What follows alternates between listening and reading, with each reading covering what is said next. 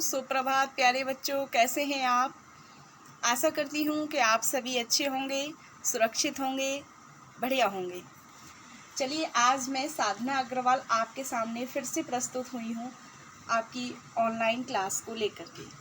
तो CBSE board के कक्षा 10 की जो हिंदी का व्याकरण है, व्याकरण में से हमारा आज प्रकरण रहेगा वाच्य। आज हम जो चर्चा करने वाले हैं वाच्य, जिसको हम अंग्रेजी में वॉइस कहते हैं।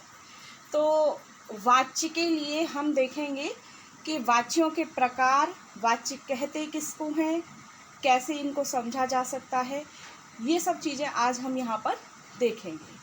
ठीक है, तो देखिए यहाँ मैंने आपके सामने लिख रखा है कक्षा 10 विषय हिंदी आ, उप विषय है हमारा व्याकरण, जिसका प्रकरण है वाच्य।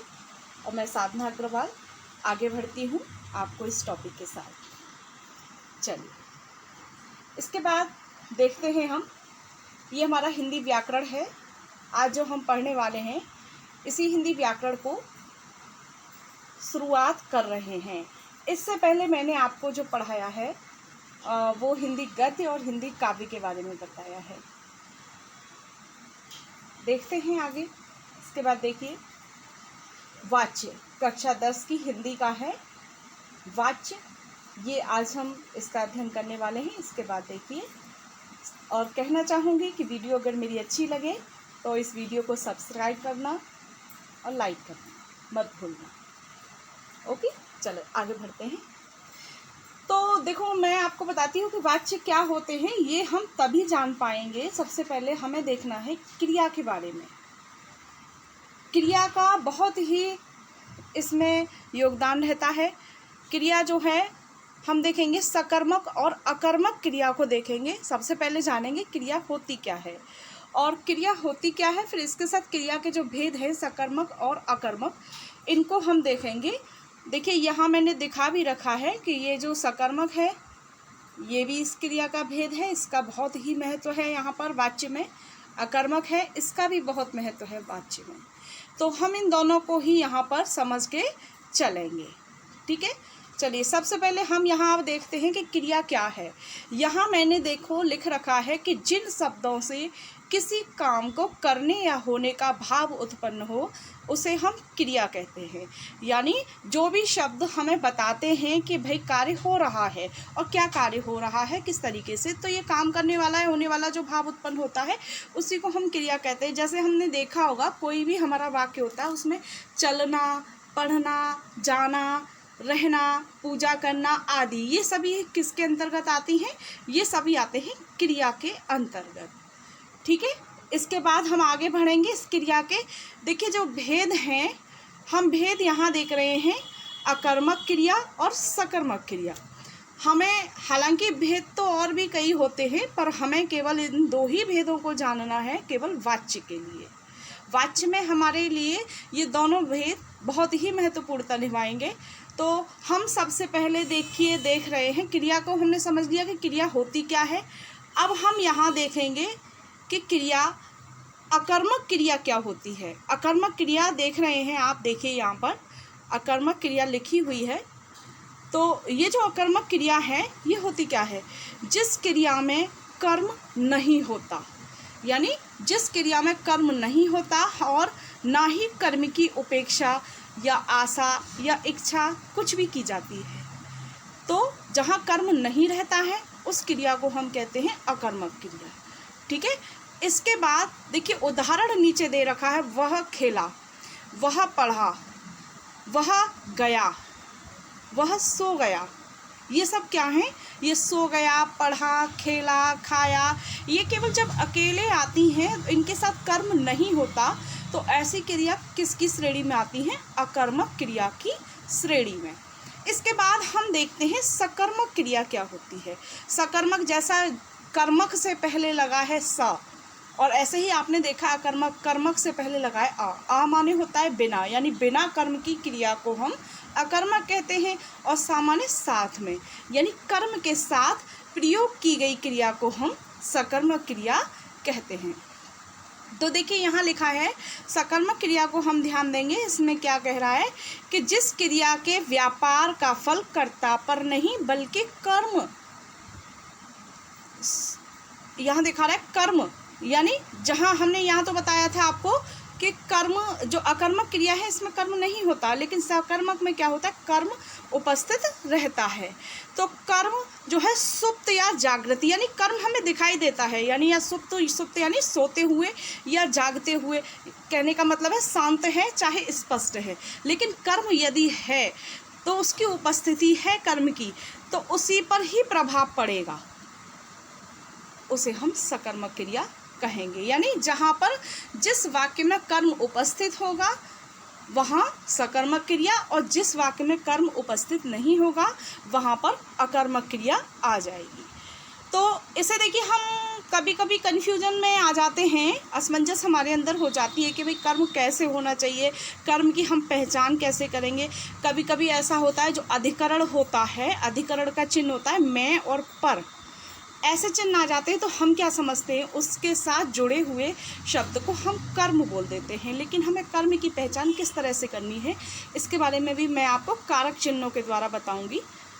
तो यहाँ आपको अकर्मक और सकर्मक क्रिया समझ में आ गई होगी। बिना कर्म की क्रिया जो होती है वो अकर्मक होती है, और कर्म के साथ जब प्रस्तुत की जाती है वो क्रिया सकर्मक होती है। ठीक है, आगे बढ़ते हैं। यहाँ देखिए मैंने ये लिख रखा है, ये क्रिया को और अच्छे से अगर आप समझना चाहते हैं तो ऊपर ध्यान दें कि क्रिया जिन शब्दों से कार्य का करना या होना व्यक्त हो उन्हें हम क्रिया कहते हैं। जैसे रोया, खा रहा, सोया, जाएगा आदि।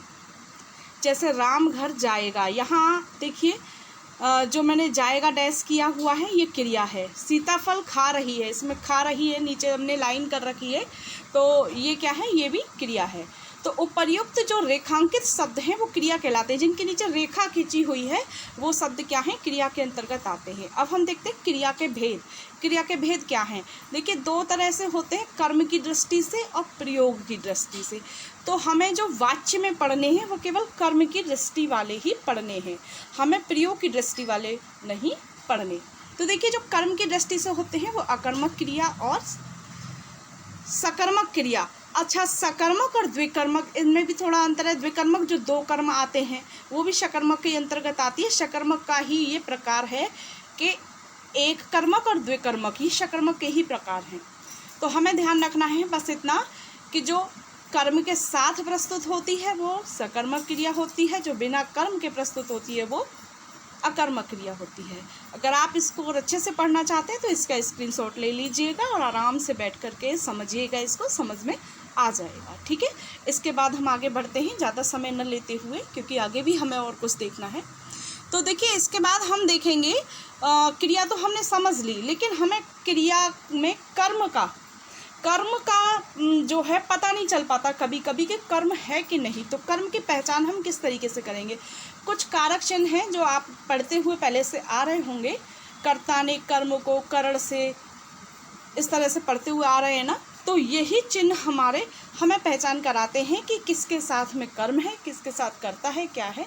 तो ये भी हम आगे समझेंगे कारक चिन्हों को। देखिए अब यहाँ पर हमने अभी क्रिया समझ ली, अब हम देखेंगे कारक चिन्ह। कारक चिन्ह होते क्या हैं, देखिए कारक चिन्ह यहाँ मैंने बना रखा है, थोड़ा सा ध्यान दीजिए। सर्कल है, इसके साइड में इसके सारे कारक के चिन्ह दिए गए हैं। तो पहला जो है सबसे ऊपर आप देख रहे हैं, पहले वाले को सबसे ऊपर देखिए आप, ध्यान दीजिए ये वाला, ये हमारा क्या है, कर्ता। ये हमारा नंबर 1 है, फर्स्ट नंबर पर आता है। कर्ता ने, इसका चिन्ह होता है ने। कर्ता ने कर्म को करण से संप्रदान के लिए, देखिए कर्ता ने कर्म को करण से संप्रदान के लिए, अपादान से अलग, संबंध काकी के रारी में, अधिकरण मैं पर, संबोधन है अरे, ये इस तरह के इनके सभी के चिन्ह होते हैं।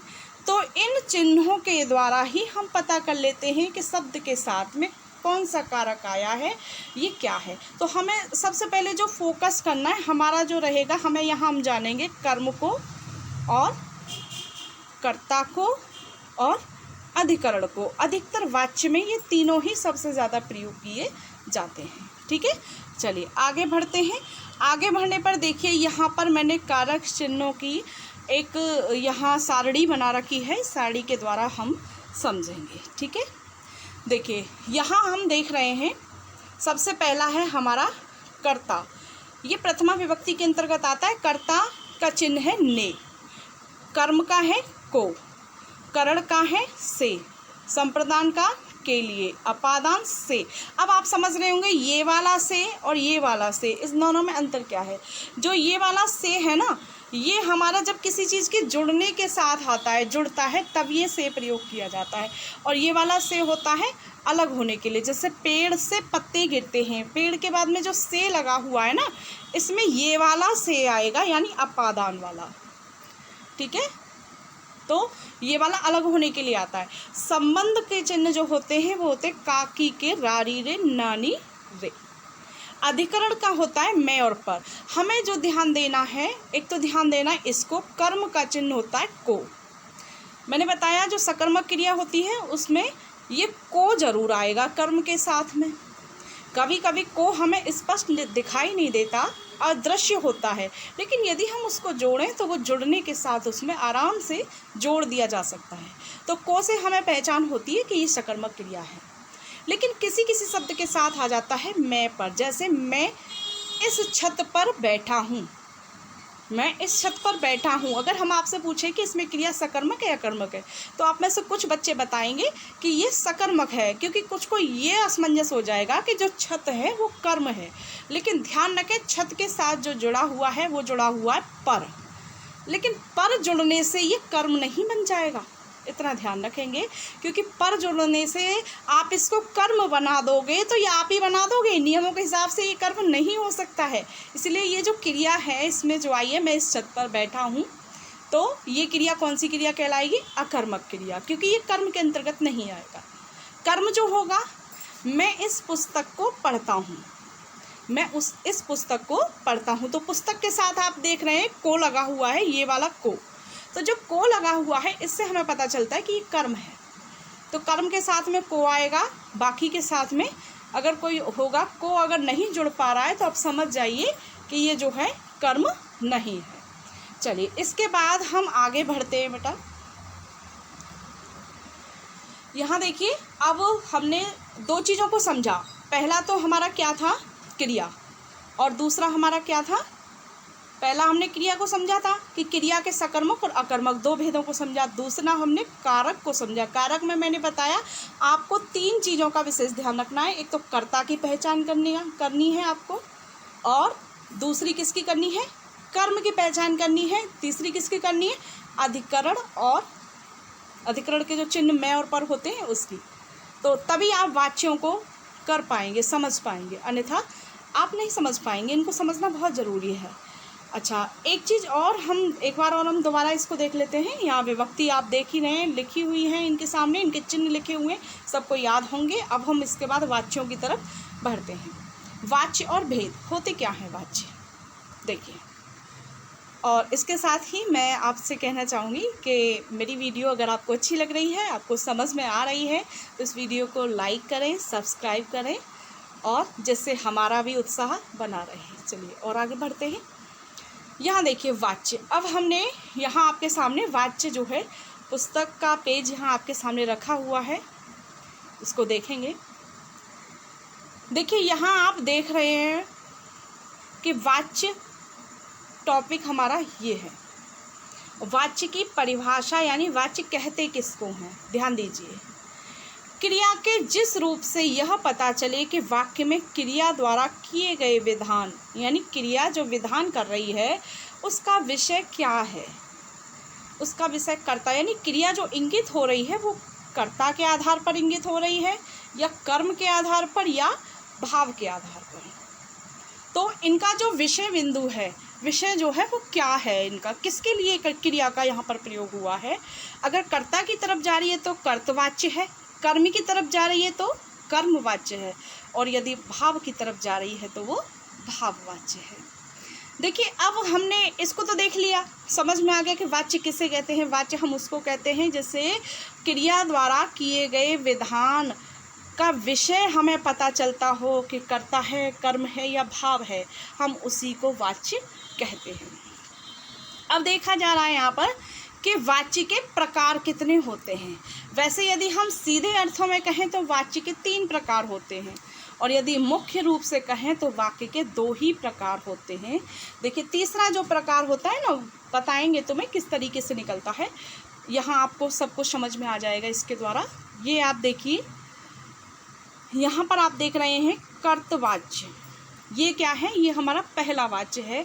अगर इसकी क्रिया अगर कर्ता की तरफ इंगित कर रही है तो मान जाइए ये कर्तवाच्य है। लेकिन यदि क्रिया हमारी कर्ता की तरफ इंगित नहीं हो रही है, कहीं और जा रही है, तो वो कर्तवाच्य नहीं होगा, वो अकर्तवाच्य होगा। अकर्तवाच्य यानी कर्ता तो होगा ही नहीं। अब ये देखिए अकर्तवाच्य के भेद क्या हैं। अकर्तवाच्य के 2 भेद हैं, ये आपके सामने यहाँ हैं, कर्मवाच्य और भाववाच्य। ठीक है, ये 2 भेद हैं इसके वाच्य के, कर्तवाच्य और अकर्तवाच्य। और इसमें अकर्तवाच्य के भी 2 भेद हैं, कर्मवाच्य और भाववाच्य। कुल मिला के यदि हम सीधे अर्थों में कहें तो वाच्य के 3 भेद हैं। पहला कर्तवाच्य, दूसरा कर्मवाच्य, तीसरा भाववाच्य। अब देखना हमें यह है कि हमारी क्रिया किस ओर इंगित कर रही है, कर्तवाच्य की ओर, कर्मवाच्य की ओर या भाववाच्य की ओर। देखिए अब हम थोड़ा सा ध्यान देंगे कि कर्तवाच्य होता क्या है। कर्तवाच्य देखिए क्रिया के लिंग और वचन कर्ता के अनुसार आते हैं। क्रिया के लिंग और वचन कर्ता के अनुसार आते हैं। और इसकी पहचान आप देखिए, इसमें क्रिया सकर्मक तथा अकर्मक दोनों प्रकार की होती है। अभी आपने क्रिया पढ़ी थी, तो क्रिया केवल एक कर्तवाच्य ऐसा होगा इन तीनों वाच्यों में जिसमें क्रिया दोनों प्रकार की आएगी, अकर्मक भी सकर्मक भी, कोई सी भी आ सकती है। इसमें कोई बंदिश नहीं है कि केवल एक ही आएगी। लेकिन जो ये दोनों है ना, इधर के जो कर्मवाच्य है और ये भाववाच्य है, ये जो आप दोनों देख रहे हैं ना, ये वाले कर्मवाच्य और भाववाच्य, इनमें बंदिशें होती हैं क्रिया की, इसमें दोनों क्रियाएं नहीं आ सकती। लेकिन जो कर्तवाच्य है ना, इसमें दोनों प्रकार की क्रियाएं प्रयोग की जा सकती हैं। कौन कौन सी, अकर्मक भी सकर्मक भी। ठीक है, और जो कर्ता जो होगा, वो जो क्रिया के जो लिंग और वचन होंगे ना, वो कर्ता के अनुसार होते हैं। इसके बाद देखें, इसमें क्रिया सकर्मक तथा अकर्मक दोनों ही प्रकार की होती है। देखिए उदाहरण देखेंगे आप यहाँ पर, इसका उदाहरण में देखिए, पहला आप देखिए, नेहा निबंध लिखती है। अब यहाँ है नेहा निबंध लिखती है। अब ये लिखती है क्रिया आई है, ये किसके हिसाब से आई है? लिखती है क्रिया स्त्रीलिंग है कि पुल्लिंग है? पुल्लिंग तो नहीं है ना, स्त्रीलिंग है। क्यों? क्योंकि हमारा कर्ता स्त्रीलिंग है, हमारा कर्ता स्त्रीलिंग है, इसीलिए हमारी क्रिया भी स्त्रीलिंग में आई है। और ये भी आप एक चीज़ और आप देखिए, लिखती है यानी ये क्या है, एक वचन है या बहुवचन है? भाई सिंगुलर पर्सन है, कर्ता हमारा सिंगुलर है, यानी एक वचन है हमारा कर्ता। यदि हमारा कर्ता एक वचन है तो क्रिया भी हमारी एक वचन। यानी अब जो क्रिया का रूप हमारा आया है, ये क्या आया है, किसके हिसाब से आया है? कर्ता के हिसाब से। यदि हम कर्ता को बदल के देखें कि रमेश निबंध लिखती है, तो ये तो गलत होगा ना। क्यों गलत होगा? क्योंकि रमेश के हिसाब से क्रिया नहीं आई है। तो क्रिया जब रमेश के हिसाब से आएगी तभी हमारा ये वाला वाक्य सही होगा। तो हम यहाँ क्या बोलेंगे, रमेश निबंध लिखता है। तो हमें पता चलता है कि जब हमारी क्रिया में परिवर्तन कर्ता के हिसाब से हो रहा हो तो हमें समझ जाना चाहिए कि ये जो है हमारा कौन सा वाच्य है, कर्तवाच्य। बाकी एक और पहचान होती है, ये जो कर्तवाच्य होता है ना, इसमें हमने बताया कर्ता आपको कैसे पहचानना है। क्रिया से आप कौन लगा दीजिए तो आपको पता चल जाएगा, क्रिया से कौन का प्रश्न करके, कि भाई हमारा कर्ता कौन सा है। तो देखिए इसमें नेहा निबंध लिखती है, कौन लिखती है, कौन लिखती है? आपको आंसर क्या मिलेगा, नेहा, नेहा लिखती है। तो हमें पता चल रहा है कि नेहा जो है इसमें कर्ता है। और जब कर्ता है इसमें तो सीधी सी बात है, कर्तवाच्य के साथ में कर्ता का आना अनिवार्य है, ये भी निश्चित है, क्योंकि जब तक कर्ता नहीं आएगा तो कर्तवाच्य नहीं है। और जो क्रिया है वो हमारी कर्ता के हिसाब से आ रही है। दूसरी चीज़, एक और पहचान है इसकी कि कर्तवाच्य में हम कर्ता के साथ ने को लगा सकते हैं, वो साइलेंट होता है। यहाँ नेहा के साथ ने दिखाई नहीं दे रहा, वो है, उसकी उपस्थिति है लेकिन साइलेंट है। जैसे कि अगर हम इसका जो है काल बदल दें कि नेहा ने निबंध लिखा, नेहा ने निबंध लिखा, ठीक है। तो यहाँ हम देख रहे हैं नेहा के साथ में ने आ गया, जुड़ गया ना, तो ये नेहा ने इसके साथ जुड़ा इसलिए कर्तवाच्य है। लेकिन जो ये कर्मवाच्य और भाववाच्य दोनों आ रहे हैं, इसमें कर्ता के साथ ने कभी नहीं जुड़ता। इसमें कर्ता के साथ में से जुड़ेगा या के द्वारा जुड़ेगा यदि कर्ता आएगा तो। यदि कर्ता नहीं आएगा तो इसमें क्या होगा, कर्ता के लोप होने पर क्रिया से हमें पता चलेगा कि ये भाव की तरफ जा रही है क्रिया या कर्म की तरफ जा रही है। ठीक है। अब देखिए दूसरा, देखिए सुनीता हंसती है। अब यहाँ अकर्मक क्रिया है, हंसती है, और सुनीता क्या है, कर्ता। हंसती है क्या है, क्रिया, अकर्मक क्रिया है। ठीक है। इसके बाद ये अकर्मक क्रिया है, ये हमें पता चल रहा है, और ये हमने भी बताया तो मैं कर्तवाच्य में कर्मक या सकर्मक दोनों तरह की क्रियाएं आ सकती हैं। ठीक है। तो ऊपर जो था नेहा निबंध लिखती है, ये निबंध क्या है था, इसका कर्म था। तो देखिए कर्म के साथ इसमें को नहीं आ रहा है, लेकिन को साइलेंट है, अगर हम जोड़ना चाहें तो जुड़ सकता है। नेहा निबंध को लिखती है। ठीक है। तो सुनीता हंसती है, यह कर्मक है। अध्यापक ने पाठ पढ़ाया, यहाँ देखिए कर्ता है अध्यापक, उसके साथ में ने लगा हुआ है, और पाठ है कर्म, पढ़ाया क्या है, क्रिया।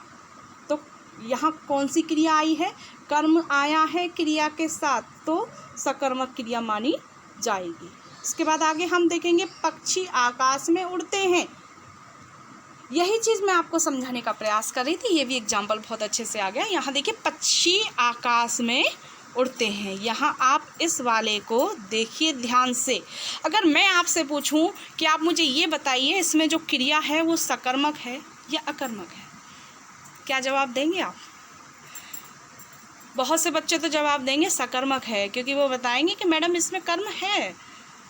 कौन सा कर्म बताएंगे? वो आकाश को बताएंगे कि आकाश इसमें कर्म है। लेकिन बच्चों, मैंने आपको अभी थोड़ी देर पहले भी बताया था कि हमें कारक चिन्हों को पढ़ के चलना है। यहाँ देखिए आकाश शब्द तो है, लेकिन आकाश के साथ में चिन्ह कौन सा लगा है, कारक का, ये भी पहचानिए पहले। कारक का चिन्ह लगा हुआ है मैं, आकाश के साथ लगा हुआ है मैं। और मैं किसकी श्रेणी में आता है, अधिकरण में आता है। अधिकरण का क्या चिन्ह होता है, मैं और पर। तो ये हमारा कर्म नहीं माना जाएगा, ये हमारा अधिकरण है, कर्म नहीं है। और क्रिया जो है इसमें उड़ते हैं, और कर्ता क्या है, पक्षी। सब्जेक्ट हमारा क्या है, पक्षी, और उड़ते हैं क्या है, क्रिया, और आकाश क्या है इसमें, अधिकरण। तो इसमें कर्म आपका नहीं है। आप कंफ्यूजन में बिल्कुल मत आइएगा कि ये सकर्मक क्रिया है, बिल्कुल नहीं। ये क्रिया कौन सी है, अकर्मक क्रिया है। तो ये मैंने आपको बताया कि कर्तवाच्य में सकर्मक और अकर्मक दोनों तरह की क्रियाएं आ सकती हैं, इसमें कोई भी बंदिश नहीं है। बस आपको चीज़ एक ध्यान रखनी है कि से और के द्वारा, पहले सबसे पहले आपको कर्ता पहचानना है। कर्ता के साथ यदि से लगा है तो वो कर्तवाच्य नहीं है। कर्ता के साथ यदि के द्वारा लगा है तो वो कर्तवाच्य नहीं है। फिर वो क्या है, वो कर्मवाच्य या भाववाच्य हो सकता है, वो कर्तवाच्य कदापि नहीं हो सकता यदि उसके साथ में से या के द्वारा लगा हुआ है। ठीक है। तो उम्मीद करती हूँ ये आपको समझ में आ गया होगा। यदि कोई दिक्कत आए तो आपके पास मेरा मोबाइल नंबर है, आप मुझे कॉल करके पूछ सकते हैं। इसके बाद आगे हम सेकंड पर चलते हैं, यहाँ पर कर्मवाच्य पर ध्यान दीजिए। कर्मवाच्य क्या होता है, अभी मैं आपको यहाँ कर्तवाच्य में बता रही थी कि जो ये क्रिया होती है वो हमारी कर्म के हिसाब से बदलती है, आती है। अब यहाँ देखें कि जो कर्मवाच्य में क्या होता है, जो क्रिया है हमारी वो कर्म के हिसाब से आती है। यहाँ कर्तवाच्य में किसके हिसाब से आ रही थी, कर्ता के हिसाब से, लेकिन कर्मवाच्य में किसके हिसाब से आएगी, कर्म के हिसाब से। ध्यान दीजिए इसकी, अब नीचे इसके नीचे देखिए परिभाषा, ध्यान दीजिए क्या है। ये है कि कर्म प्रधान क्रिया का संबंध सीधा कर्म से, लिंग और वचन भी कर्म के अनुसार आते हैं। जो कर्मवाच्य वाली क्रिया होती है उसका संबंध सीधा कर्म से होता है, और लिंग और वचन जो होते हैं वो भी कर्म के ही हिसाब से यहाँ पर उपस्थित होते हैं। ठीक है। अभी एग्जाम्पल आएगा तो आप समझ जाएंगे। आगे देखिए, यहाँ हम आपको एक चीज़ बता रहे थे बेटा, बच्चों, यहाँ हम एक चीज़ आपको बता रहे थे। क्या बता रहे थे कि यहाँ पे जो क्रिया आएगी वो अकर्मक और सकर्मक दोनों प्रकार की आ सकती है, इस पर कोई रोक टोक नहीं है। परंतु ध्यान रखिए, जो ये कर्मवाच्य होती है ना, इसमें केवल और केवल सकर्मक क्रिया ही आएगी। क्यों? क्योंकि जब इसमें कर्म ही नहीं होगा तो क्या सकर्मक क्रिया नहीं होगी तो फिर कर्मवाच्य किस बात का? कर्मवाच्य का मतलब ही यही है कि कर्म की तरफ इंगित होगी क्रिया। ठीक है, तो यहाँ पर कर्म का आना बिल्कुल अनिवार्य है, इसीलिए सकर्मक क्रिया इसमें आएगी। ध्यान रखेंगे इसके अंतर को कि यहाँ सकर्मक और अकर्मक दोनों प्रकार की क्रियाएं आएंगी। यहाँ केवल कर्मवाच्य में केवल और केवल सकर्मक क्रिया आएगी और भाववाच्य में देख लीजिए यहाँ केवल और केवल अकर्मक क्रिया ही आएगी। आपको पहचान हो जाएगी कैसे, मैंने बताया था आपको। ध्यान दीजिए कि ये जो कर्तवाच्य जो होगा इसमें कर्ता के साथ में ने शब्द जोड़ सकते हैं हम। ठीक है, और दूसरी चीज़ एक और ध्यान दीजिए, यहाँ ये अकर्मक सकर्मक हो गया और एक ये हो गया। दूसरा देखिए, ये जो मैं आपको दूसरा बता रही हूँ कर्मवाच्य, इसमें क्या होगा, कर्मवाच्य में और भाववाच्य में इन दोनों में क्या पहचान होगी। देखिए कर्तवाच्य में क्या होगा, कर्ता के बाद ने आ जाएगा, लेकिन यहाँ कर्मवाच्य और भाववाच्य में कर्ता के बाद ने नहीं आएगा। इसमें क्या होगा, कर्ता के बाद में से आएगा और से नहीं, यदि या तो से आएगा और यदि से नहीं आता है तो क्या आएगा, के द्वारा। देखिए यहाँ पर मैंने आपको बताया कि या तो कर्ता के साथ में से आएगा और यदि से नहीं आता है तो आएगा क्या, के द्वारा। इसमें से एक चीज़ जरूर आएगी, किस में आएगी, कर्मवाच्य में और भाववाच्य में, ये केवल दोनों में आएगी ये चीज़। ठीक है, आ गया समझ में। अच्छा, ये केवल इन दोनों में आएगी, ये दोनों चीज़ें कर्ता के बाद। लेकिन कर्तवाच्य में अगर ये चीज़ें आ गई और उसको आप कर्तवाच्य कह रहे हो तो वो आपका गलत है, क्योंकि कर्तवाच्य में ये चीज़ें बिल्कुल भी नहीं आएंगी, इतना ध्यान रखिएगा। ठीक है बेटा। अच्छा, एक चीज़ का अंतर आपने समझ ही लिया कि यहाँ क्रिया जो आएगी कर्तवाच्य में वो अकर्मक सकर्मक दोनों प्रकार की, यहाँ केवल सकर्मक आएगी कर्मवाच्य में और भाववाच्य में केवल अकर्मक आएगी। अंतर क्या होगा बता भी दिया मैंने, इनके साथ दोनों के साथ में से या के द्वारा आएगा कर्ता के साथ, और यहाँ इसमें से या के द्वारा नहीं आएगा कर्ता के साथ कर्तवाच्य में। ठीक है। अच्छा, कर्मवाच्य का हमें दूसरा समझ में आ गया। उदाहरण देखिए, उदाहरण इसमें देखते हैं हम। उदाहरण में क्या बता रहा है, हमारे द्वारा सुंदर चित्र देखे गए। आप देख रहे हैं अंतर। पहला देखिए, यहाँ कर्तवाच्य का नेहा निबंध लिखती है, इसमें कर्ता के साथ से या के द्वारा नहीं लगा है ना। यही मैं आपको बता रही थी कि कर्ता के साथ यदि से या के द्वारा नहीं लगाए तो सीधा आंख बंद करके निशान लगा दीजिए कि ये कर्तवाच्य है। लेकिन यदि से या के द्वारा लगा है तो फिर वो कर्तवाच्य नहीं है, कर्तवाच्य वाले ऑप्शन को हटा दीजिए, फिर इन दोनों में से है वो। फिर आपको क्या दोनों में से पहचान करनी है कि अकर्मक जो है वो भाववाच्य में आती है, सकर्मक किस में आती है, कर्मवाच्य में। तो देखिए, हमारे द्वारा सुंदर चित्र देखे गए। अब हमारे द्वारा यानी कर्ता के साथ में द्वारा लगा हुआ है, यही मैंने आपको बताया था। सुंदर चित्र, चित्र क्या है, कर्म उपस्थित है, कर्म की उपस्थिति है यहाँ पर। देखे गए क्या है, क्रिया, और क्रिया के साथ जब कर्म उपस्थित है तो सीधी सी बात है ये क्या हो गया, हमारा कर्मवाच्य माना जाएगा। दूसरा उदाहरण देखिए, पीड़ितों को सहायता दी गई, पीड़ितों को सहायता दी गई। ठीक है, तो यहाँ पर आप सोच रहे होंगे कि पीड़ितों जो है वो कर्ता है। ध्यान रखिए, यहाँ कर्ता नहीं है पीड़ितों। पीड़ितों अगर कर्ता होता तो पीड़ितों के साथ में को नहीं आता, क्योंकि को जो है वो कर्म का चिन्ह है। ठीक है, तो यहाँ कर्ता का लोप हुआ है, कर्ता यहाँ है ही नहीं है। सहायता देना क्या है, क्रिया, सहायता देना क्या है, क्रिया कहलाएगी सहायता देना, और पीड़ितों को क्या है, कर्म। कर्ता इस वाक्य में नहीं है, कर्ता का लोप है, इसीलिए से या के द्वारा नहीं आया। कर्ता होता तो से या के द्वारा अवश्य आता। तो क्रिया जो है वो हमारी किसके लिए आ रही है, पीड़ितों को सहायता दी गई, यहाँ पर कर्म की ओर इंगित हो रही है क्रिया। तीसरा देखिए, सरकार द्वारा जनता पर करोड़ों रुपए खर्च की गए। देखिए, सरकार यहाँ पर आप देख रहे हैं क्या है, कर्ता है सरकार, और कर्ता के साथ क्या लगा हुआ है, द्वारा। तो सीधी सी बात है, कर्तवाच्य तो ये है ही नहीं है। जब कर्ता के साथ में द्वारा शब्द लगा है तो ये कर्तवाची नहीं है। ठीक है, इसके बाद जनता पर यहाँ आप कहेंगे कि जनता कर्म है, बिल्कुल नहीं। अधिकरण का चिन्ह होता है मैं और पर, यहाँ जनता के साथ में चिन्ह लगा हुआ है पर, इसीलिए ये अधिकरण की श्रेणी में आएगा, ये कर्म नहीं है। करोड़ों रुपए ये हो जाएगा आपका कर्म, क्योंकि जनता द्वारा सरकार पर करोड़ों रुपयों को खर्च किया गया या खर्च किए गए, तो यहाँ को नहीं लगा है रुपए के साथ में, लेकिन वो को यहाँ पर साइलेंट है, पर को की उपस्थिति यहाँ पर है, इसलिए कर्म यहाँ करोड़ों रुपए है। कर्म की उपस्थिति की वजह से ही यहाँ पर दो चीज़ों से हमें पहचान हो रही है कि ये कर्मवाच्य है। एक तो कर्ता के साथ द्वारा लगा हुआ है, दूसरा सकर्मक क्रिया है, कर्म आया है क्रिया के साथ में, इसलिए सकर्मक क्रिया है। दोनों ही चीज़ें यहाँ पर सिद्ध करती हैं कि ये कर्मवाच्य है। चौथा वाला देखिए, यह पुस्तक बच्चों द्वारा तैयार की गई। अब इसमें मैंने बताया कर्ता को हम कैसे छांटते हैं।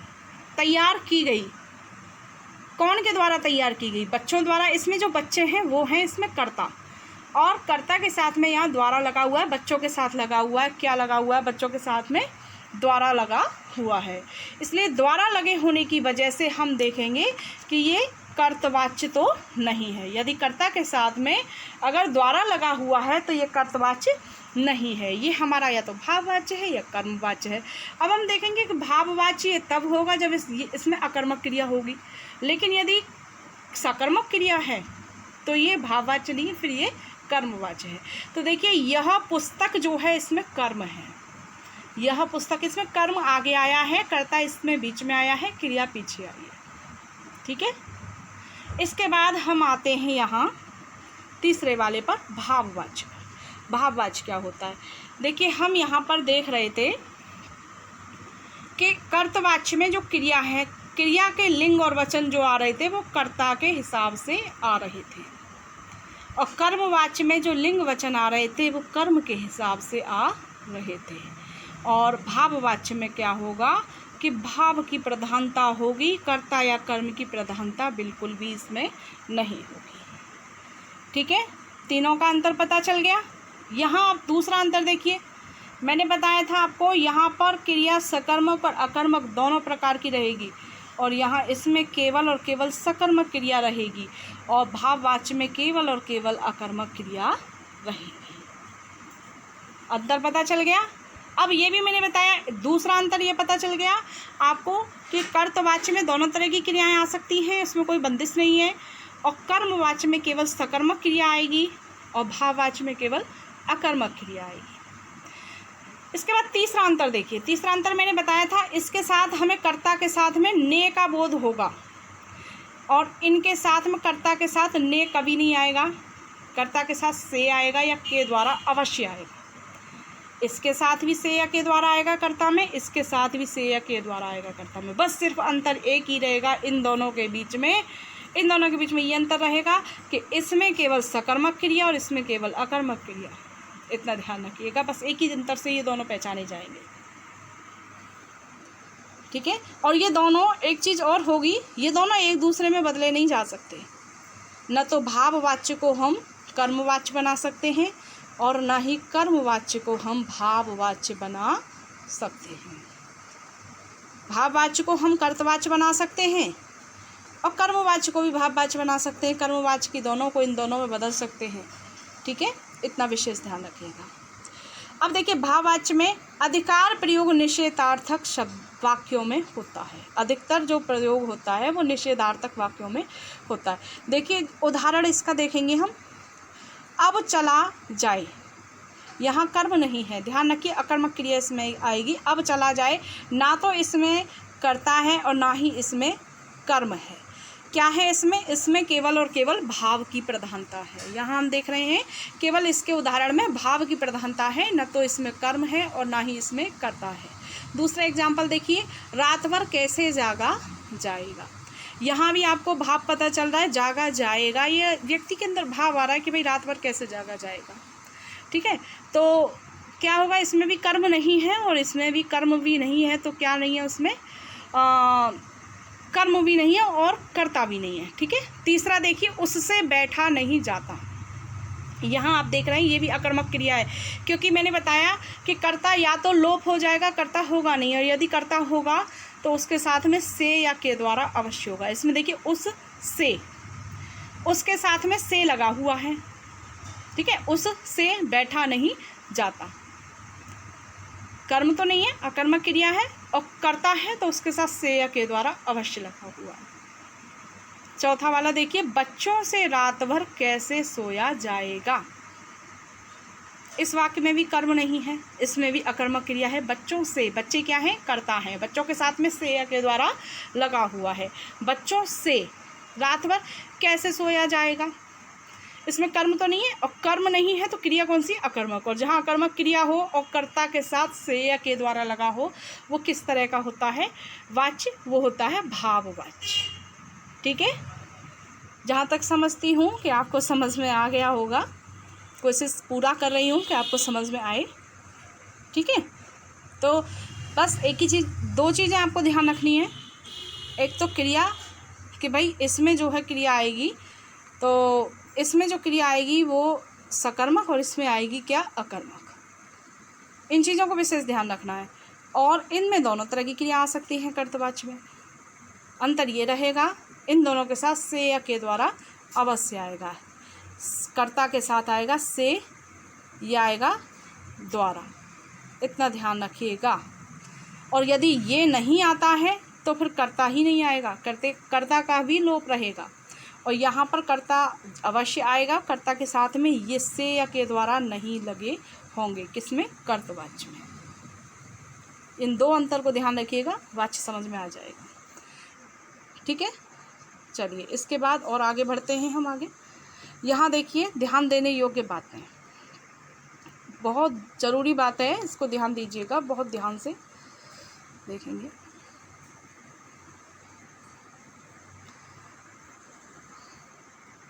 कर्तवाच्य में क्या होगा, कर्ता के साथ विभक्ति नहीं होती है, कर्ता के साथ विभक्ति नहीं होती है, यदि होती है तो ने ही होती है। कर्तवाच्य में ध्यान रखिएगा, या तो कर्ता के साथ कोई भी विभक्ति जुड़ी नहीं आएगी, और यदि आएगी तो क्या आएगी, केवल ने के अलावा दूसरी नहीं आएगी, वो कर्तवाच्य में ही होगा। यही चीज़ मैंने आपको बताई थी अभी। कर्मवाच्य में क्या होगा, कर्ता के साथ से या के द्वारा विभक्ति आएगी। यही मैंने बताया था कि कर्तवाच्य में कर्ता के साथ से या के द्वारा अवश्य आएगा। दूसरा पॉइंट देखिए, वाक्य में मुख्य क्रिया सकर्मक होगी तथा जाना क्रिया के लिंग, वचन और काल के अनुसार बदले हुए रूप होते हैं। ठीक है, तो कर्मवाच्य में क्या होगा, क्रिया के हिसाब से ही जो कर्म होगा वो क्रिया के हिसाब से ही आएगा इसमें। और जाना के परिवर्तित रूप से पूर्व क्रिया सामान्य भूतकाल में होती है। ठीक है, और एक चीज़ और यहाँ पर नहीं बताई है, मैं बता देती हूँ कि कर्मवाच्य में केवल जो क्रिया आएगी वो सकर्मक ही आएगी, अकर्मक क्रिया नहीं आएगी, क्योंकि कर्म के साथ ही आएगी तभी वो कर्मवाच्य बन पाएगा। इसके बाद में भाववाच्य पर ध्यान दीजिए। भाववाच्य में क्रिया केवल अकर्मक होगी और से या के द्वारा अवश्य आएगा। क्रिया एक वचन एवं पुल्लिंग में होती है। अब देखिए सीधी सी बात है, मैं आपको सरल भाषा में बता देती हूँ कि जो कर्तवाच्य ऊपर जो दिया गया है इसमें से या के द्वारा कर्ता के साथ कभी नहीं आएगा। आएगा तो ने आएगा, या फिर कर्ता के साथ ने भी हमें दिखाई नहीं देगा। ठीक है, तो ये कर्तवाच्य होगा। कर्मवाच्य में से या के द्वारा अवश्य आएगा, ये निश्चित है, और सकर्मक क्रिया आएगी। भाववाच्य में से या के द्वारा अवश्य आएगा, ये निश्चित है, और अकर्मक क्रिया आएगी। बस इन चीज़ों को ध्यान रखिए, फिर वाच्य में आपको कोई भी दिक्कत कैसी भी आने वाली नहीं है। ठीक है, आगे बढ़ते हैं। चाहे तो आप इसका स्क्रीनशॉट भी ले सकते हैं, आराम से बैठ के इसको पढ़ लीजिएगा, समझ में आ जाएगा। वाच्य परिवर्तन, मैंने आपको एक चीज़ बताई थी अभी कुछ देर पहले कि भाववाच्य को कभी भी कर्मवाच्य में नहीं बदला जा सकता, और ना ही कर्मवाच्य को कभी भी भाववाच्य में बदला जा सकता है। यहाँ देखिए, कर्तवाच्य से कर्मवाच्य में परिवर्तन हो रहा है, इधर कर्तवाच्य से भाववाच्य में। कर्तवाच्य को दोनों में बदला जा सकता है, कर्मवाच्य में भी भाववाच्य में भी, लेकिन भाववाच्य और कर्मवाच्य इन दोनों को आपस में हम नहीं बदल सकते। देखिए कर्तवाच्य से कर्मवाच्य को किस तरह से बदला जा रहा है। कर्तवाच्य में अकर्मक तथा सकर्मक दोनों प्रकार की क्रियाओं का प्रयोग होता है। ये मैं अभी भी आपको बता रही हूँ शुरू से ही लेके अब तक। दूसरा पॉइंट देखिए, कर्मवाच्य केवल सकर्मक क्रिया से ही बनता है। ये भी मैंने पॉइंट आपको बताया था, ठीक है। तीसरा पॉइंट, कर्तवाच्य की क्रिया को सामान्य भूतकाल के रूप में बदला जाता है। कर्तवाच्य की जो क्रिया होती है उसको सामान्य भूतकाल की क्रिया के रूप में बदला जा सकता है। देखिए उदाहरण देखिए, बच्चा निबंध लिखता है। बच्चा निबंध लिखता है। अब हम यहाँ देख लेते हैं ये कर्तवाच्य क्यों है। कर्तवाच्य इसलिए है कि बच्चा जो है ये करता है और इसके साथ से या के द्वारा ऐसा कोई भी शब्द यहाँ पर नहीं आया है, इसीलिए ये क्या है ये कर्तवाच्य है। और लिखता है यानी बच्चे के हिसाब से क्रिया आई है। निबंध इसमें कर्म है। अब जब यहाँ निबंध कर्म है तो ये भाववाच्य में बदला नहीं जा सकता। जहाँ कर्म होगा उसको हम भाववाच्य में नहीं बदल सकते, इतना ध्यान रखिएगा। ये केवल और केवल कर्मवाच्य में बदला जाएगा। कर्मवाच्य में हमें क्या करना पड़ेगा कि कर्ता के साथ में से या के द्वारा अवश्य लगाना पड़ेगा। यहाँ देखिए बच्चा जो है यहाँ अकेला था कर्तवाच्य में, लेकिन यहाँ हम देख रहे हैं बच्चा के साथ में से लग गया और क्रिया का भी जो आएगा रूप वो अब कर्म के हिसाब से आएगा। बच्चे से निबंध लिखा जाता है। अब आप सोच रहे होंगे कि कर्म के हिसाब से क्रिया कैसे आ गई यहाँ पर। तो देखिए निबंध यहाँ एक वचन है, इसलिए लिखा जाता है भी जो है वो एक वचन के रूप में आई है क्रिया। अगर यहाँ होते निबंधों तो क्या होता, बच्चों से निबंधों को लिखा जाता है या निबंध लिखे जाते हैं। बच्चों से निबंध लिखे जाते हैं। तो यहाँ देख रहे हैं लिखे जाते हैं, ये बहुवचन आ गई क्योंकि निबंध जो है वो बहुत सारे हमने गिनती कर ली इसलिए। दूसरा देखिए, माँ ने बच्चे को सुला दिया। तो माँ जो है सुला दिया, किसने सुला दिया, माँ ने। किसको, बच्चे को। बच्चा जो है इसमें कर्म है बच्चे के, क्योंकि बच्चे के साथ में को लगा हुआ है, माँ के साथ ने लगा हुआ है। तो माँ क्या है, कर्ता, बच्चा क्या है, कर्म। अब यहाँ कर्मवाच्य में बदलेंगे तो हमें बदलना पड़ेगा माँ के द्वारा बच्चे को सुला दिया गया, क्योंकि मैंने आपको बताया अगर हमें कर्मवाच्य या भाववाच्य में बदलना है तो कर्ता के साथ में से या के द्वारा को अवश्य लगाना पड़ेगा। तो माँ के द्वारा बच्चे को सुला दिया गया। यहाँ देखिए माँ जो है करता है, इसके साथ में के द्वारा लगा दिया गया है, इसलिए अब ये क्या हो गया, कर्मवाच्य। कर्म भी है इस वाक्य में, इसलिए ये कर्मवाच्य है। ऐसे ही और वाक्य हैं, आप पढ़ के समझिएगा, समझ में आ जाएंगे सारे। मैं खाना नहीं खाऊंगा, मुझसे खाना नहीं खाया जाएगा। रजिया ने पुस्तक पढ़ी, इसमें रजिया करता है, इसके साथ में से या के द्वारा लगा देंगे, आ जाएगा। रमा गाना गा रही है, रमा के द्वारा गाना गाया जा रहा है। क्या तुम फूल तोड़ोगे, क्या तुम्हारे द्वारा फूल तोड़ा जाएगा। ध्यान रख रहे हैं आप, हर एक वाक्य में हमें पता चल रहा है कि जो करता है उसके साथ में बदलने के बाद में से या के द्वारा यहाँ पर लग जाता है। वह फुटबॉल नहीं खेलता, उसके द्वारा फुटबॉल नहीं खेली जाती। मैंने खाना खाया, मेरे द्वारा खाना नहीं। मैंने गाना गाया, मेरे द्वारा गाना गाया गया। ठीक है, इस तरह से हम कर्मवाच्य में बदलते हैं। अब कर्तवाच्य से भाववाच्य में कैसे बदलते हैं, ध्यान रखिए। अगर कर्तवाच्य से हम कर्मवाच्य में बदल रहे हैं तो क्रिया हमारी सकर्मक होनी चाहिए, केवल सकर्मक। और यदि हम कर्तवाच्य से भाववाच्य में बदल रहे हैं तो क्रिया हमारी केवल अकर्मक होनी चाहिए। देखिए, केवल अकर्मक क्रियाओं वाले वाक्यों का ही भाववाच्य बनता है। दूसरा पॉइंट देखिए, कर्ता के साथ से या के द्वारा अथवा के द्वारा लगाते हैं। तीसरा देखिए, मुख्य क्रिया को सामान्य भूतकाल की क्रिया के एक वचन में बदलते हैं तथा जाना धातु के वचन एक वचन पुल्लिंग अन्य पुरुष का वही काल लगाया जाता है जो कर्तवाच्य की क्रिया का है। जो कर्तवाच्य की क्रिया का है वही इसमें बदलता है। देखिए, लड़की आंगन में सो रही थी, ये कर्तवाच्य है लेकिन इसमें कर्म नहीं है ना, इसलिए भाववाच्य में बदला जा सकता है, केवल ये कर्मवाच्य में नहीं बदला जा सकता। लड़की द्वारा आंगन में सोया जा रहा था, इसमें देखिए लड़की जो है वो करता है, या बदलते समय हम देख रहे हैं कि भाववाच्य में बदलने पर क्या हो गया, इसमें कर्ता के साथ में द्वारा लग गया। दूसरा देखिए, मैं अब नहीं चल पाती, इसमें पता चल रहा है सामने मुझसे अब नहीं चला जाता, इसमें कर्ता के साथ से लग गया, मुझ से। तीसरा देखिए, गर्मियों में बच्चे खूब नहाते हैं, तो बच्चे क्या है इसमें, कर्ता है, तो इसको हम बदल सकते हैं, गर्मियों में बच्चों द्वारा खूब नहाया जाता है, या बच्चों द्वारा गर्मियों में खूब नहाया जाता है। कुल मिला के यह है कि कर्ता के साथ में से या के द्वारा का आना अनिवार्य है। राम सो नहीं सकता, राम से सोया नहीं जाता। बच्चा रोता है, बच्चे से रोया नहीं जाता। बहुत ईजी है समझना, बहुत आसान है, आपको सब समझ में आ जाएंगे आनंद। पक्षी आकाश में उड़ते हैं, पक्षियों से आकाश में उड़ा जाता है। बस कर्ता के साथ से या के द्वारा लगाते जाइए और अकर्मक क्रिया की पहचान करते जाइए, क्रिया कर्मक है कि सकर्मक है। अनिल दौड़ नहीं सकता, अनिल से दौड़ा नहीं जाता।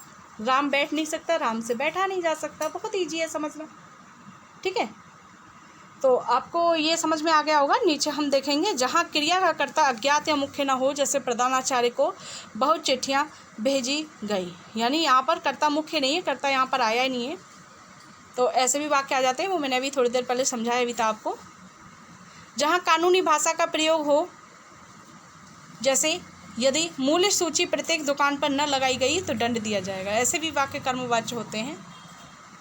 जहाँ असमर्थता सूचित करती हो, जैसे हम दोनों से गृह कार्य पूरा नहीं हो पाएगा। अगला देखिए, जहाँ गर्भ सूचित करना हो, जैसे कानून का उल्लंघन करने वाले को न्यायालय में पेश किया जाएगा। अगला देखिए, जहाँ कर्ता के बारे में बताना जरूरी नहीं हो, जैसे मामले की जांच पड़ताल की गई, ठीक है। इसके बाद आगे चलें हम। आगे देखिए, वही चीज़ यहाँ फिर से दोहराई गई है कि वाच्य का शाब्दिक अर्थ है वाणी। यह अंग्रेजी के शब्द वॉइस का हिंदी रूपांतर है। वाच्य कहने या बोलने के विषय को ही कहते हैं। एक ही बात को अलग अलग तरीके से बोलने को वाच्य परिवर्तन कहा जाता है। प्रत्येक भाषा में वाच्य को अलग अलग प्रकार से अभिव्यक्त किया जाता है। जैसे मैंने पुस्तक पढ़ी, इसका अंग्रेजी होगा आई रीड द बुक। मेरे द्वारा पुस्तक पढ़ी गई। आप बदलते भी होंगे इसको, एक्टिव एंड पैसिव वॉइस आप पढ़े हैं, अंग्रेजी में पढ़े होंगे आपने, तो ये वही चीज़ है। मेरे द्वारा पुस्तक पढ़ी गई, तो the book was read by me, इसको बस बदल दिया, कहने का तरीका अलग है, बाकी चीज़ वही है जो हम ऊपर वाले में पढ़ रहे हैं, तो तरीका बदल जाता है, बस उसके व्याकरण के नियम हैं। इसका अगला देखेंगे। उपर्युक्त वाक्यों में एक समान अर्थ होने के बावजूद दोनों के कहने का ढंग भिन्न है। प्रथम वाक्य में मैंने कर्ता के पुस्तक पढ़े जाने के कार्य को वक्ता द्वारा प्रधानता दी गई है, जबकि द्वितीय वाक्य में मेरे कर्ता के कार्य को प्रधानता दी गई है। यानी पहले वाक्य में कर्ता को प्रधानता दी गई है, दूसरे में कर्म को प्रधानता दी गई है, ठीक है। इस प्रकार हमने देखा कि एक वाक्य में कर्ता के कार्य को प्रधानता दी गई और दूसरे वाक्य में कर्ता के कार्य को महत्व न देकर उसे लुप्त जैसा कर दिया गया है। देखिए, कर्ता के कार्य की प्रधानता वाला वाक्य यहाँ देख रहे हैं, राजन पुस्तकें छाप रहा है। यहाँ पर जो कर्ता है उसकी प्रधानता यहाँ हो रही है। कर्ता के कार्य की प्रधानता रहित वाक्य यानी बिना प्रधानता वाला, राजन के द्वारा पुस्तकें छापी जा रही हैं। अब यहाँ पुस्तकें के हिसाब से लिंग वचन आया है। ऊपर देखिए, राजन पुस्तकें छाप रहा है, या छाप रहा है क्योंकि कर्ता के हिसाब से क्रिया का लिंग आया है, छाप रहा है। और नीचे छापी जा रही हैं क्यों आया है दूसरे वाक्य में, क्योंकि यहाँ पर कर्म के हिसाब से आया है। इसी को हम कहते हैं ऊपर वाले को कर्तवाच्य और नीचे वाले को कर्मवाच्य, क्योंकि क्रिया अब यहाँ कर्म के हिसाब से आई है। अतः हम कह सकते हैं कि जिन वाक्यों में कर्ता के कार्यों को प्रधानता दी जाती है उन्हें कर्तवाच्य, तथा जिन वाक्यों में कर्ता के कार्य को महत्व दिया जाता है उन्हें अकर्तवाच्य वाक्य कहते हैं।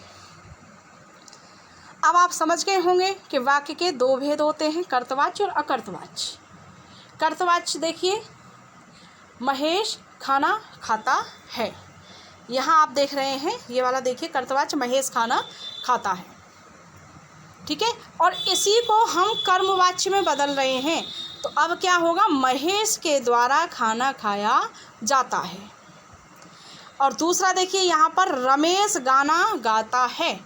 यहाँ पर इसको कर्मवाच्य में हमें बदलना है, तो रमेश से गाना गाया जाता है या रमेश के द्वारा गाना गाया जाता है। अब ये जो क्रिया है अब वो गाने के हिसाब से आई है दूसरे वाले कर्मवाच्य में, अब वो रमेश के हिसाब से नहीं आई है। भाववाच्य को देखिए, सुरेश से चला नहीं जाता, अमित से सोया नहीं जाता, ठीक है। समझ में आ रहे होंगे कर्तवाच्य और अकर्तवाच्य। इतना ध्यान रखिएगा कि जो कर्मवाच्य है उसमें सकर्मक क्रिया आएगी और जो भाववाच्य है उसमें अकर्मक क्रिया आएगी, ये आपको विशेष ध्यान रखना है। यहाँ देखिए, कर्तवाच्य और अकर्तवाच्य का परिवर्तन हो रहा है। राम जाता है, राम के द्वारा जाया जाता है। मोहन पुस्तक पढ़ता है, मोहन द्वारा पुस्तक पढ़ी जाती है, या से लगा सकते हैं द्वारा, हम एक चीज़ इसमें लगा सकते हैं बदलते समय। माधव ने पुस्तक नहीं पढ़ी, माधव के द्वारा पुस्तक नहीं पढ़ी गई। रीना ने खाना खाया, रीना से खाना खाया गया। पूनम ने कार चलाई, पूनम द्वारा कार चलाई गई। ठीक है, तो ये परिवर्तन मुझे लग रहा है कि जहाँ तक आपको समझ में आ गया होगा। नहीं आया हो तो आप मुझे पूछ सकते हैं फ़ोन करके, कोई भी हिचक ना करें, फ़ोन करके पूछ सकते हैं। आगे देखिए, अब यहाँ अलग अलग तरीके से इनको समझाया गया है। देखेंगे कर्तवाच्य, जिन वाक्यों में वक्ता द्वारा कर्ता को प्रधानता दी जाती है, कर्ता के कार्य को प्रधानता दी जाती है, उन्हें कर्तवाच्य कहते हैं। कर्तवाच्य में अकर्मक तथा सकर्मक दोनों प्रकार की क्रिया वाले दोनों ही प्रकार के वाक्य होते हैं। अब देखिए, इसमें सकर्मक क्रिया वाले वाक्य देख रहे हैं। रमेश आम खाता है, यहाँ खाता है क्रिया है, इसके साथ सकर्मक आया है क्योंकि आम जो है वो कर्म है। महेंद्र साइकिल चला रहा है, यहाँ भी कर्म है साइकिल। जाकिर ने पतंग उड़ाई, पतंग यहाँ क्या है, कर्म, तो क्रिया कौन सी हो गई, सकर्मक। पुष्पेंद्र पौधा लगा रहा है, पौधा यहाँ कर्म है। मनीष बांसुरी बजा रहा है, बांसुरी क्या है, कर्म। अकर्मक में देखिए, शीला सो रही है, यहाँ कोई कर्म नहीं है, अकर्मक क्रिया है, यहाँ कर्म उपस्थित नहीं है। सुनीता नहा रही है, यहाँ भी कोई कर्म नहीं है, अकर्मक क्रिया है। गीता धीरे धीरे चली, हरीश पार्क में घूम रहा है, राकेश बैठ गया, ये सारी अकर्मक क्रिया हैं। बस ये कर्तवाच्य क्यों हैं, क्योंकि इनके साथ देख रहे हैं कर्ता जितने भी हैं इनके साथ से या के द्वारा नहीं लगाए, इसलिए ये कर्तवाच्य है। ठीक है, अच्छा, कर्ता की पहचान हमें कैसे होती है। देखिए, वाक्य में कर्ता कौन है यह जानने के लिए वाक्य की क्रिया के साथ कौन या किसने लगाकर प्रश्न करेंगे, तो जो भी हमें उत्तर मिलेगा वह वाक्य में कर्ता अथवा कार्य करने वाला होता है। जैसे मनीष पुस्तक पढ़ रहा है, इसमें अब पढ़ रहा है, क्रिया से प्रश्न कीजिए कि कौन पढ़ रहा है, उत्तर मिलेगा मनीष, तो मनीष क्या है, कर्ता है। हमें उत्तर मिलता है मनीष, तो वाक्य का कर्ता हुआ मनीष, क्योंकि पुस्तक पढ़ने की क्रिया करने वाला कौन व्यक्ति है, मनीष। एक विशेष बात यह भी है कि जब भी कोई अच्छा या प्रशंसनीय कार्य किया जाता है तो वहाँ उसका श्रेय लेता है तथा उत्साहित भी होता है। ऐसी स्थिति में कर्ता प्रधान होता है। इसी कारण इस प्रकार के वाक्यों को हम कर्तवाच्य कहते हैं। जैसे मैंने सुंदर चित्र बनाया, यहाँ हम देख रहे हैं प्रशंसनीय कार्य है, तो मैंने, मैं के साथ में भी ने जुड़ा हुआ है ना, मैंने, यहाँ कर्ता के साथ किसने बनाया, मैंने, मैं के साथ ने आ गया ना, तो कर्ता क्या है, मैं। जब कभी कर्ता द्वारा कार्य अच्छा न हुआ हो, गलत हो गया हो या क्षति हो गई हो, तो कर्ता अत्यंत प्रसन्न भाव से यह नहीं कहता, जैसे मैंने स्कूल बैग खो दिया, तो इस बात से कहेगा मुझसे स्कूल बैग खो गया, तो वो दुखी होकर कहता है। तो मुझसे, ये क्या हो गया, ये क्या है, कर्मवाच्य। ऐसी स्थिति में कर्म की प्रधानता हुई है, इसलिए अकर्तवाच्य। अकर्तवाच्य क्या होते हैं, यानी पैसिव वॉइस। जिन वाक्यों में कर्ता के कार्य को प्रधानता न देकर उसे निरस्त किया जाता है उन्हें अकर्तवाच्य कहते हैं। निरस्त करने का तात्पर्य है नकारना, उपेक्षा करना या प्रदर्शित करने का प्रयास करना। जैसे कर्ता ने कोई कार्य किया ही नहीं हो, कबूतरों के द्वारा दाने चुगे जा रहे हैं। इसमें यहाँ देखिए, सभी वाक्यों में कर्ता के साथ में द्वारा या से अवश्य आएगा। सुनीता द्वारा, कन्याओं के द्वारा, माली के द्वारा, शीला के द्वारा, जानवी के द्वारा, रमेश के द्वारा, महेंद्र के द्वारा, विनीता द्वारा, सब में द्वारा आया, से अवश्य आ रहा है। ऐसे वाक्य कर्तवाच्य है या भाववाच्य है। लेकिन कर्तवाच्य कब है, जब उनमें कर्म है, और भाववाच्य कब है, उनमें कर्म नहीं है। तो इन सब में कर्म है। देखिए, दाने, भोजन, आम, स्वेटर, कार, ये क्या है, कर्म। दूसरी लाइन में देखिए, गीत, ये जो चौथा वाला हम देख रहे हैं ना, ये किताब में गलत छप गया है, अध्यापक से पढ़ाया गया, ये भाववाच्य है, ये कर्मवाच्य नहीं, क्योंकि इसमें कर्म नहीं है। तो ये बुक में, पुस्तक में गलत छप गया है, इसको आप सही कर लीजिएगा। अध्यापक से पढ़ाया गया, ये क्या है, ये भाववाच्य है। छठवां देखिए, इसमें आम, 8वें में साइकिल, 10वें में पत्र, ये क्या है, कर्म है। तो कर्म होने के कारण ये क्या कहलाएंगे, कर्मवाच्य। अकर्तवाच्य दो तरह के वाक्य होते हैं, कर्मवाच्य और भाववाच्य। बता दिया मैंने आपको कि कर्मवाच्य में कर्म होता है, भाववाच्य में अकर्मक क्रिया आती है, भाव की प्रधानता रहती है। ठीक है, तो ये वाला जो पेज है आप इसको भी समझ लीजिएगा, आपको समझ में आ जाएगा आराम से, क्योंकि वही चीज़ें हैं। कर्मवाच्य सकर्मक क्रिया से बनता है और भाववाच्य अकर्मक से बनता है। पूरी लाइन में देखिए, कर्म होगा सकर्मक वाली में, अकर्मक वाली में कर्म नहीं होगा। ठीक है। तो कर्मवाच्य समझ में आ गया। कर्मवाच्य देखिए यहाँ पर आप देख रहे हैं, मैं आपको बताती हूँ। ये वाला देखिए, माधव से गीत गाया जाता है। गीत जो है इसमें कर्म है। फल दूसरी लाइन में कर्म है। पतंगे कर्म है। और यहाँ पर खाना कर्म है, कपड़े कर्म है। ठीक है। तो ध्यान रखिए सकर्मक क्रिया यहाँ पर होती है, ये निश्चित। इसके बाद में कर्म की पहचान कैसे होती है। इसमें कर्म के साथ यदि हम किसको लगा करके प्रश्न करें क्रिया के साथ में, जैसे माधव से गीत गाया जाता है, किसको गाया जाता है? गीत को गाया जाता है। मधुर से फल खाए जाते हैं, किसको खाया जाता है? फल को। ठीक है। पतंगे काट दी गई, किसको काट दिया गया? पतंगों को। हमें क्या मिलेगा इसमें? कर्म मिल जाएगा, को प्रश्न करने से, क्रिया के साथ किसको करने से। भाववाच्य में क्या होगा? अकर्मक क्रिया होगी और कर्म इसमें उपस्थित होगा ही नहीं। ठीक है। ध्यान रखेंगे, एक चीज़ मैंने आपको बताई है कि भाववाच्य कर्मवाच्य में नहीं बदला जा सकता और कर्मवाच्य भाववाच्य में नहीं बदला जा सकता। इसे भी आप पेज को पढ़ लीजिएगा, मैंने डाल दिया है। कोई ऐसा विशेष इसमें चीज़ नहीं है। जो चीज़ मैंने आपको समझाई है वही सब चीज़ें यहाँ हैं, क्योंकि देखिए मैंने आपको जो चीज़ें समझाई हैं वो यहाँ से हमें पता चल रही हैं पूरी वही कि कर्ता के साथ में से के द्वारा जोड़ा जाता है या कर्तवाच्य में ने लगता है कर्ता के साथ। ऐसी चीज़ें मैंने आपको बताई हैं, इनको आप ध्यान से पढ़ लीजिएगा, समझ में आ जाएंगे। यहाँ भी वही चीज़ें हैं, कर्मवाच्य को कर्तवाच्य में बदलना, कर्तवाच्य को कर्मवाच्य में बदलना। कुछ भी समझ में नहीं आता है तो आप मुझे पूछ लीजिएगा। ये एग्जाम्पल हैं, इनका स्क्रीनशॉट आप ले लीजिएगा।